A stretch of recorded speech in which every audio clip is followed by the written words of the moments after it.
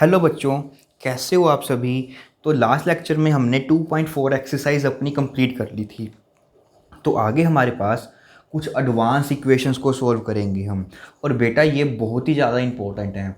अगर एक बारी आपने इन पे अपनी मजबूती पकड़ बना ली ना कि आपको ये चीज़ें आने लग गई, तो आपको मैथमेटिक्स में 100 आउट ऑफ 100 नंबर लेने से कोई भी नहीं रोक सकता। बट ये चीज़ें आपको सीखनी है। चाहे आप एक दिन लगाओ इस पे, 2 दिन लगाओ, 3 दिन लगाओ, बट आपने ये टारगेट बना कर रखना है कि हमको ये क्वेश्चंस हैं वो बिल्कुल अच्छे से सोल्व करने हैं। अपनी जितनी भी आपकी मिस्टेक्स हैं तो यहाँ पर आप सभी ने कवर करनी है उन चीज़ों को। अब जो बच्चे साथ साथ में मिस्टेक्स करते हैं उनके बारे में भी मैं आपको साथ साथ में बताता जाऊँगा कि वो गलतियाँ हमने नहीं करनी। तो देखिए हम कुछ एडवांस इक्वेशंस करते हैं। जैसे कि हमारे पास सबसे पहली इक्वेशन दी हुई है 6x+1/3 +1 is equal to x-3/6। तो देखो बच्चों, ये हमारे पास इक्वेशन है। अब 50% बच्चे सबसे बड़ी गलती क्या करते हैं, देखिए वो गलती क्या करते हैं कि 6x+3 1 है और उसके नीचे 3 पड़ा हुआ है। तो अब यहाँ पर वो गलती क्या करते हैं, यहाँ से 3 है और यहाँ पर 6 है, इसको ऐसे डिवाइड कर देते हैं और आंसर आ जाता है उनका 2x+1। बेटा ये बिल्कुल स्टेप जो है हमारा वो रॉन्ग स्टेप है। अब ध्यान से समझना, इस चीज़ को आपको अभी से क्लियर करना है कि कहीं पर भी जो बच्चे हमारे साथ जुड़े हुए हैं, हमारे वीडियो लेक्चर करते हैं, तो उनमें से कम उन बच्चों की ये मिस्टेक नहीं होनी चाहिए आगे से। तो देखिए होता क्या है, इसको मैं आपको समझाने की कोशिश करता हूँ। अब देखिए 6x+1 है हमारे पास। अब हमने क्या किया हुआ है, इस पूरे के नीचे ये लाइन लगाई हुई है और ये नीचे 3 लिखा हुआ है। तो बेटा इसका मतलब ये होता है कि जो ये 3 है वो इस पूरे के साथ डिवाइड कर रहा है। इसका मतलब ये होता है हमारे पास कि जो ये नंबर है 6x, 3 इसको भी डिवाइड करता है और जो ये बीच में प्लस आ जाता है और जो ये 3 है वो इसको भी डिवाइड करता है। तो बेसिकली हमारे पास ये स्टेप बनेगा। अब आप क्या कर सकते हो, एक बार आपने इसको अलग अलग कर देना है। इसका मतलब क्या है कि 3 को पहले हमने इसके साथ डिवाइड करना है पूरे के साथ, फिर 3 को हमने इस पूरे के साथ डिवाइड करना है। अब आप कटिंग कर सकते हो। अब आपके पास ये बन जाएगा 2x+1/3। देखो एक्चुअल में हमारे पास ये चीज़ आनी थी, बट अगर आपने सिर्फ इसको इसके साथ डिवाइड कर दिया तो आपके पास ये आएगा और वो गलत हो जाएगा। तो बच्चों ये मिस्टेक्स हमने नहीं करनी, ठीक है। अब दूसरी देखिए, अब बिल्कुल ही वैसे ही हमारे पास कुछ बच्चे क्या करेंगे, यहाँ पर 6 है, यहाँ पर 3 है, 3 को इसके साथ ऐसे कटिंग कर देंगे तो इसका आंसर आ जाएगा x-1/2। और कुछ बच्चे तो इसको x/2 ही लिख देते हैं कि यहाँ पर 3 हमारा ख़त्म हो गया। तो बच्चों देखो ये भी स्टेप जो है वो बिल्कुल ही गलत स्टेप है, ये भी गलत है, ये भी गलत है। इसमें भी हमारे पास वैसे ही होगा कि जो ये x-3 है अपॉन 6 है, तो इस केस में भी क्या होता कि जो 6 है वो सबसे पहले x के साथ डिवाइड हो रहा है, फिर वो 3 के साथ, और बीच में ये माइनस है। तो अब आप इनकी डिवीजन कर सकते हो। तो अब आपके पास ये आंसर आएगा। तो सही में हमारे पास जो आंसर था वो ये था, और बच्चे यहाँ पर ये गलती करते हैं। तो बच्चों देखो ये मिस्टेक्स हमने नहीं करनी है।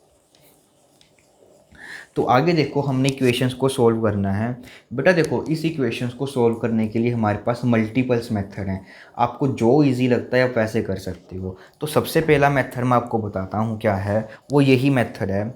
अब देखिए यहाँ पर क्या था हमारे पास कि यहाँ के अपोन आ गया और नीचे हमारे पास 3 लिखा हुआ है।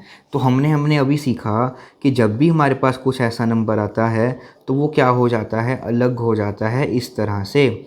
उसको हम ऐसे डिवाइड नहीं करेंगे। इसका मतलब क्या है कि जो ये 3 है वो 6x के साथ भी डिवाइड हो रहा है और जो वो 3 है वो 1 के साथ भी डिवाइड हो रहा है। तो हमने इसको ऐसे सेपरेट कर लिया। अब उसी तरह से हम इसको भी क्या कर लेंगे, सेपरेट कर लेंगे कि जो ये 6 है हमारे पास वो इसको भी डिवाइड करेगा और ये 6 है इसको भी डिवाइड करेगा। अब आप इसकी कटिंग कर सकते हो क्योंकि अब जो 3 है वो सिर्फ 6x को डिवाइड कर रहा है यहाँ पे। तो यहाँ पे आपके पास आ जाएगा 2x + 1/3 + 1, और यहाँ पर आपके पास आ जाएगा x/6 - 1/2। तो ये आ जाएगा आपके पास। उसके बाद तो देखो बिल्कुल ही सिंपल वाला काम है हमारे पास। तो यहाँ पर सबसे पहले इसको ऐड करना है, तो हम नीचे एलसीएम ले लेंगे इन दोनों का, 3 आ जाएगा। तो ये हमारे पास 3 आ जाएगा। और यहाँ पे देखो जो ये होते हैं ना, हमने अब इस पूरे का एलसीएम नहीं लेना, क्योंकि हमने एक्स वालों को अलग सोल्व करना है और विदाउट एक्स वालों को अलग सोल्व करते हैं। तो इसके साथ अगर आप एलसीएम ले लोगे तो वो क्वेश्चन कॉम्प्लिकेटेड हो जाएगा थोड़ा सा। तो हमने सिर्फ जो विदाउट एक्स वाले हैं उनको अलग सोल्व करना है। तो जब हमने इसका एलसीएम लिया तो यहाँ पर 3 आ जाएगा और यहाँ पे x/6 - 1/2 आ जाएगा। तो अब यहाँ पर हमारे पास 4/3 आ जाएगा और यहाँ पे x/6 आ जाएगा।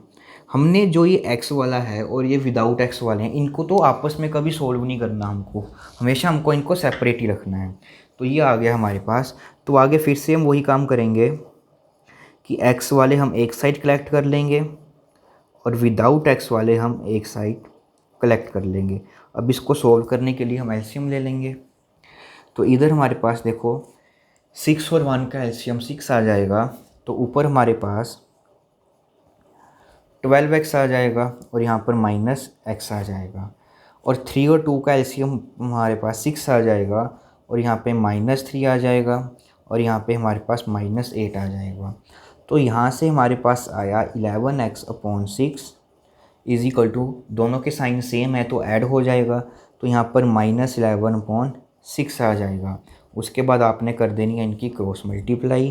तो यहाँ पर 66x आ जाएगा और यहाँ पे -66 आ जाएगा। और यहाँ से x की वैल्यू आ जाएगी आपके पास -66/66। तो यहाँ से x की वैल्यू आपके पास जो सोल्यूशन है वो आ जाएगा -1, हमारा क्या होगा इसका आंसर।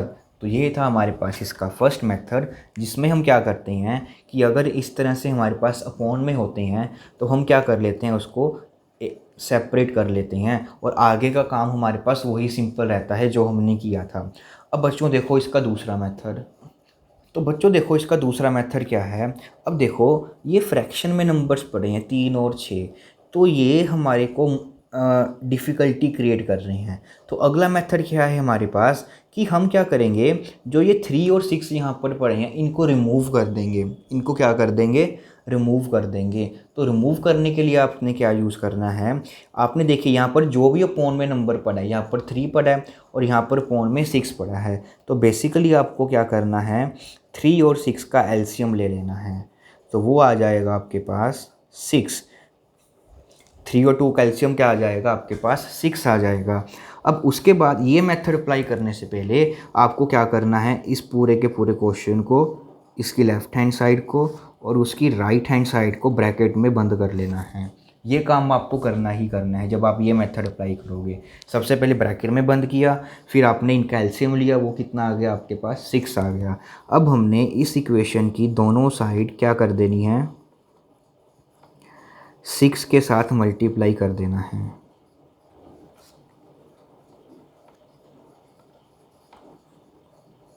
तो हमने क्या किया, इसको 6 के साथ मल्टीप्लाई कर दिया।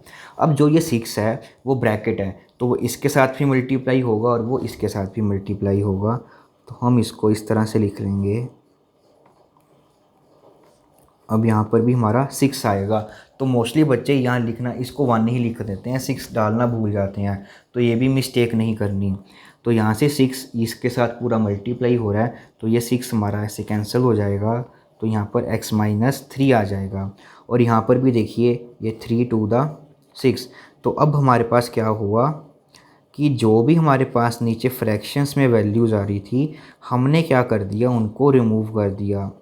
तो अब ये हमारे पास बिल्कुल सिंपल क्वेश्चन बन चुका है। तो अब इसको सोल्व कर लेंगे। 6 2 = 12x + 2 + 6 = x-3। तो ये हमारे पास 12x आ जाएगा, यहाँ पे 6 और 8 आ जाएंगे, = x-3। तो हम x वाले को एक साइड कलेक्ट कर लेते हैं और विदाउट x वालों को दूसरी साइड। तो यहाँ पर आ जाएगा आपके पास 11x = -11। तो यहाँ से आपके पास x की वैल्यू आ जाएगी -11/11, दैट इज़ -1। मीन्स x = -1 क्या हो जाएगा हमारा उसका सोल्यूशन। या आप दूसरा मेथड अप्लाई कीजिए या इस मेथड से करिए, आंसर जो है आपका वो ऑलवेज सेम आने वाला है।